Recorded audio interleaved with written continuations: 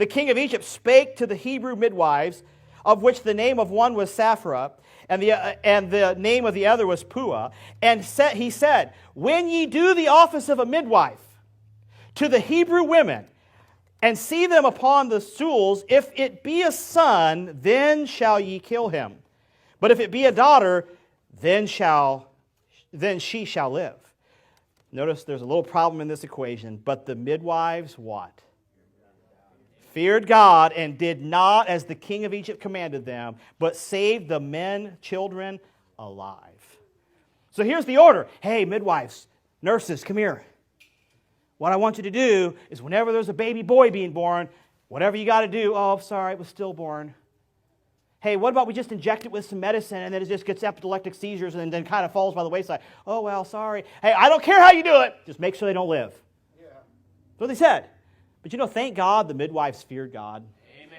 You know what we need? We need some doctors and nurses who fear God. Amen. That's what we need. Someone say, hey, we're going to defy the mandates of the king. That's what they did. The king said it. It wasn't the doctor, the head of the doctor. It was the king of the land said, hey, kill the baby boys. But the midwives, they feared God more than the king, and they didn't. Amen. That's what we need. We need society to fear God more than the government, more than the bureaucrats, more than the health officials. We need someone who fears God.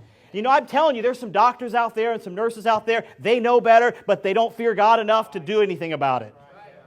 They don't fear God enough. They fear their employer. They fear their paycheck. They fear society. But hey, if you're out there and you're listening, you say, hey, I agree what's going on is wrong, then you need to fear God and do something about it. Amen. The fear of God will cause you to defy the laws of man.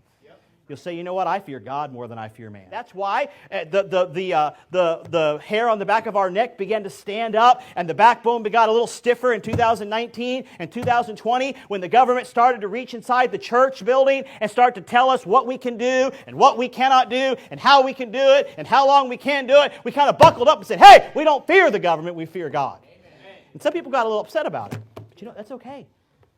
We don't fear you either. Amen. We fear God. And we will not stand before your throne one day and give an account. We're going to stand before God's throne one day. And we're going to give an account. And the midwives feared God. What a blessing that is.